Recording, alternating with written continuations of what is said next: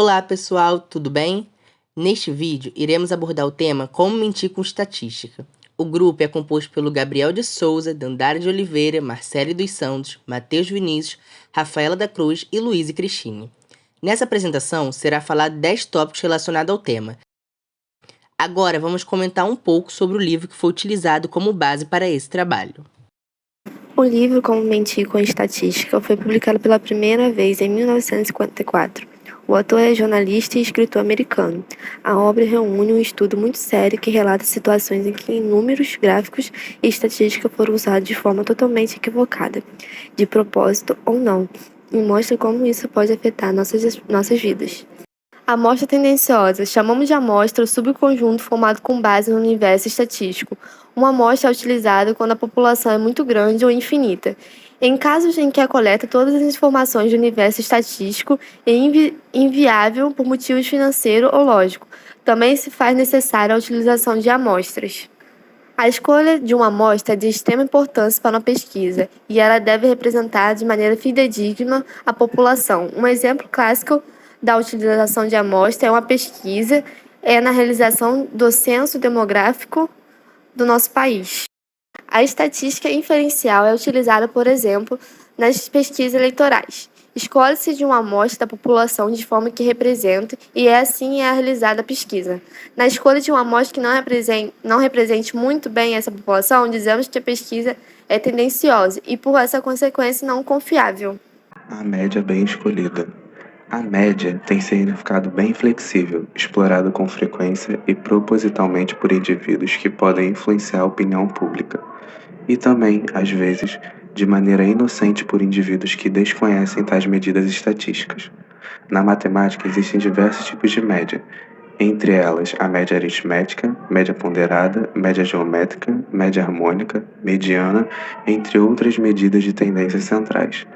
O fato é que todas elas não representam o mesmo resultado. Algumas vão apresentar valores maiores, outras valores menores, e por esse motivo muitas pessoas usam somente o termo média, sem especificar qual se trata para poder usufruir para o seu próprio interesse. Algo comprovado pela matemática é que a média aritmética é maior que as demais médias quando se tratam de um mesmo valor. Um exemplo prático sobre esse assunto é o CEO de uma empresa XPTO, que diz: o salário médio na empresa XPTO é de 15 mil por mês. Uau! Foi a reação dos apresentadores. Porém, para afirmar isso, ele usou a média, entre aspas, aritmética, onde somou todos os salários e dividiu pelo número de colaboradores. Não muito tempo após a afirmação do CEL, o sindicato de colaboradores emitiu uma nota contradizendo o representante da XPTO, afirmando que o salário médio dos colaboradores da empresa XPTO é de 5 mil. Para argumentar o contrário, o sindicato usou a mediana, onde metade dos colaboradores ganham 5 mil e a outra metade ganha menos que isso. Nesse cenário, quem está dizendo a verdade? O CO ou o sindicato? Todos, cada um escolheu a média que melhor representasse seus interesses. Númerozinhos que não estão ali. Qualquer tipo de emissão de dados geralmente indica a tentativa de esconder algum problema. Utilizando um grupo pequeno, a força do acaso tem uma probabilidade maior de mostrar o resultado como o manipulador deseja. Em um grupo grande, as diferenças produzidas pelo acaso são diluídas e o resultado tende a ser mais próximo do real. Há exemplos de empresas que repetem experimentos várias vezes com grupos bem pequenos até que a força do acaso jogue a seu favor. Então, este resultado enviesado é o que será veiculado nas propagandas da empresa. Muitas vezes, um valor só faz sentido ser representado se utilizado de maneira comparativa. Por exemplo, um gráfico com dados omitidos não diz nada, mas para os mais desatentos pode dizer muito. Muito barulho por praticamente nada. Todas as medições estatísticas de dado podem conter erros e imprecisões. Tais erros são denominados erro provável ou erro padrão, e significa que um resultado estatístico pode estar compreendido entre um intervalo de valores equiprováveis ou dar muita importância a valores insignificantes. Um exemplo disso é o teste de QI Stanford Binet, que apresenta um erro de 3%. Isso quer dizer que, se um dos resultados desse teste der um valor de QI de 100, esse resultado poderá estar compreendido no intervalo de 97 a 103, com 3 pontos para mais ou para menos. O gráfico exagerado. O gráfico exagerado é um dos métodos mais eficientes para enganar o leitor. Com uma pequena alteração na perspectiva do gráfico, é possível aumentar a importância de determinados fatos. Cortar uma parte do gráfico e mudar a proporção entre a ordenada e a abscissa é um truque que faz um modesto aumento de 10% parecer mais vigoroso que um aumento de 100% pareceria por direito. Como exemplo, temos a imagem abaixo. No lado esquerdo, restringimos o eixo Y na faixa de 3,140% a 3,154%. Dessa forma, parece que as taxas de juros estão subindo rapidamente. À primeira vista, o tamanho das barras significa que as taxas de 2012 são várias vezes superiores às de 2008. Mas ao exibir os dados com o eixo Y começando em zero, contam uma história mais precisa, onde as taxas de juros estão praticamente estáticas. Então, gente, agora eu irei falar sobre figura unidimensional. Figura unidimensional são os conhecidos gráficos pictóricos que utilizam desenho permitindo facilidade e rapidez na interpretação de informações. Porém, esses gráficos podem expressar forte apelo visual. A ilustração presente no slide é um exemplo. Observe que os mesmos dados são apresentados de formas diferentes. De um lado, temos um gráfico de forma adequada e no outro um pictograma desonesto. Você pode notar que ao dobrar a altura da segunda sacola de dinheiro, consequentemente quadruplicaram a área dela, dando uma impressão de maior diferença. Assim, fica evidente que o apelo visual desse tipo de manipulação é estrondoso. Agora vamos falar sobre o número semi-ligado. Este tipo de manipulação se baseia na seguinte premissa: se não consegue provar o que deseja, demonstra alguma outra coisa e finge que são equivalentes. Por definição, o número semi-ligado acontece quando, em estatística, não há como provar os valores dos dados de determinado artigo ou pesquisa, e, por consequência, o autor tenta explicar tal negligência fazendo comparações com outros dados de autores insinuando que são semelhantes. Um exemplo seria o seguinte: morreram mais pessoas em aviões no ano passado que em 1910. Assim, você acaba pensando que os aviões modernos seriam mais perigosos, mas isso não faz o menor sentido. O número de pessoas que pegam aviões hoje em dia é centenas de vezes maior, só isso. Como dica de ouro, temos o seguinte: se uma porcentagem grande de médicos fuma determinada marca de cigarro, isso não quer dizer que o cigarro daquela marca não é prejudicial, ou afeta menos a saúde do que as outras. Post-hoc. O post-hoc é uma falácia lógica que segue a ideia de causa e efeito, onde se B acontece depois de A, então A causou B. Por exemplo, na análise de uma amostra, pode-se encontrar uma correlação entre duas coisas e insistir que uma é a causa da outra, pois essa causa e efeito trazem mais impacto para o resultado.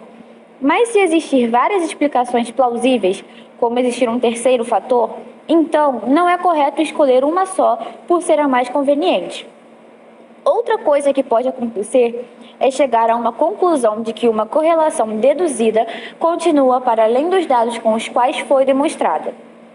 A correlação pode ser de diferentes formas, como, por exemplo, produzida por acaso. Nessa ocasião, a relação é real, mas não é possível saber, de fato, qual das variáveis é a causa e qual delas é o efeito. Às vezes, elas mudam de posição e até mesmo podem ser a causa e o efeito simultaneamente. Um outro caso é quando nenhuma das variáveis tem qualquer efeito sobre a outra, mas ainda assim existe uma correlação real. Então, qualquer afirmativa de causa e efeito e relação tem que ser submetida a uma análise mais cuidadosa, para não gerar engano por trás dos dados. Como estaticular? Os dados estatísticos podem ser manipulados de várias formas. Essas manipulações podem ser usadas para dar informações erradas, como, por exemplo, no uso de mapas. Eles apresentam um bom conjunto de variáveis em que os fatos podem ser ocultados e as relações distorcidas. As distorções aparecem através do uso de métodos próprios, fazendo os cálculos, usando métricas não apropriadas e gerando falha nas suposições. Também estão presentes quando são usados números reais com muitas casas decimais para dar mais peso às estatísticas, percentuais para dar uma certa precisão ao que é inexato, mudança na base do cálculo e somada a informações que não fazem sentido, mas parecem fazer. Muitas manipulações e distorções são possíveis com dados estatísticos. Então, sempre é bom analisar bem os dados antes de aceitá-los como corretos. Para detectar algum erro, problema ou má intenção, sempre faça essas 5 perguntas básicas. Quem disse? Como é que ele sabe? O que está faltando? Alguém mudou de assunto e isso faz sentido? Quem disse? Procure sempre saber quem está divulgando a estatística. Procure desviamentos deliberados ou inconscientes aplicados ao resultado. Quando ouvir a pesquisa foi feita por médicos americanos revela, tome cuidado. Que médicos são estes? Cuidado com as declarações do tipo Universidade de Harvard descobriu que. Verifique se realmente há pessoas qualificadas na instituição de prestígio em que estão divulgando as descobertas. Em 1994, foi divulgado um relatório otimista sobre o número de árvores nos Estados Unidos.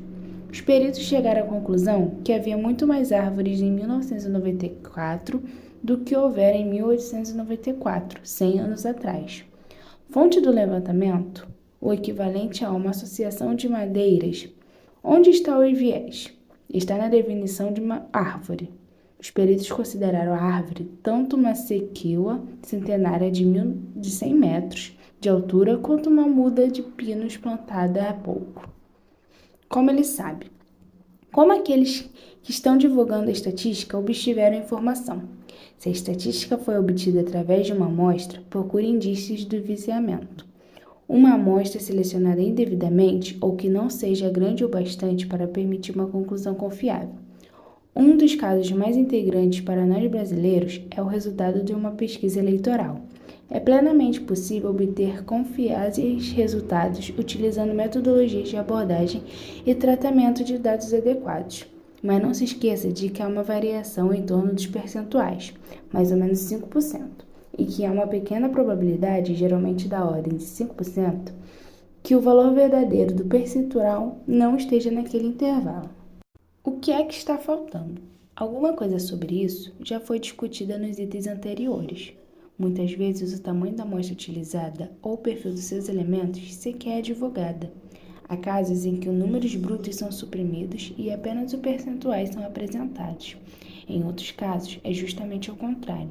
As condições que podem ter levado aos resultados também costumam ser suprimidas. Podemos mensurar o aumento da violência pela comparação entre os números de estupro de hoje e o de 20 anos atrás. Qualquer um que sabe que a violência está aumentando, mas talvez o número de estupros fosse maior há 20 anos atrás, quando as mulheres se sentiam muito mais constrangidas em denunciar seus agressores e preferissem o silêncio. Com o passar do tempo, a conscientização de números de denúncia aumentou, não necessariamente indicando a violência aumentou por causa disso. Cuidado com as correlações. Identificar que duas variáveis caminham na mesma direção ou em direções opostas não significa necessariamente que a variação de uma causou a da outra. Podem haver várias variáveis influenciando ambas. Alguém mudou de assunto? Se alguém contesta que o número de casos comunicados de uma doença aumentou e diz que o número de casos ocorridos da doença aumentou, veja o que uma única palavra pode causar. Está mudando de assunto. Algumas pessoas impressionáveis poderiam pensar que há uma epidemia, ao invés de uma maior precisão nos diagnósticos que agora classificam como câncer de mama o que era mal do peito.